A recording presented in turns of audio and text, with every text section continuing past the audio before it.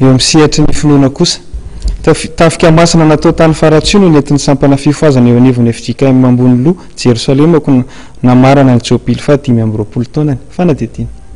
Nanatanteraka tafika masina lehibe nandritry ny 7 andro tany amin'ny faritry faratsio iny ny sampana fifoazana na ny safify eo anivon'ny fiangonana FJKM ambony loha Jerosalemako ny herinandro lasa teo ka marobe ireo mpino sy ireo mpikambana eo anivon'ity sampana ity no nirodorona nanatanteraka izany fitoriana filazantsara lehibe izany.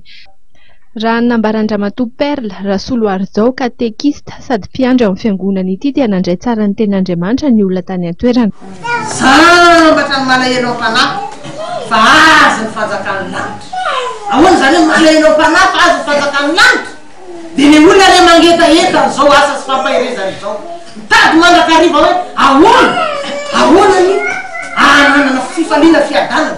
Ahoana no anana hery sy faherezana. Ahoana no tsy azo noho ny satana manelingelina. Sy ny sisa malahelo am-panahy zany hoe mikasaka mandrakariva.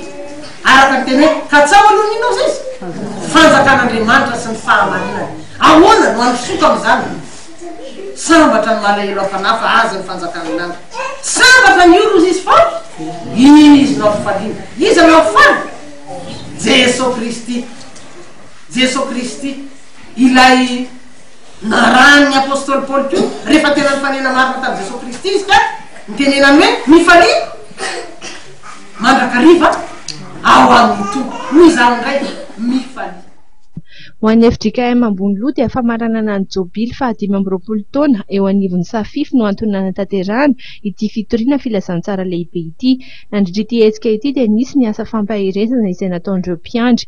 Na dia lavitra sy sarotra aza ny lalana satria dia nisy natao dia tongotra ora maro dia tanàna maro no voatetin'izy ireo ka anisan'izany Miandrarivo, Ambatolahy, Ambohitrinibe, Mangarivotra ary Ambatoaranana.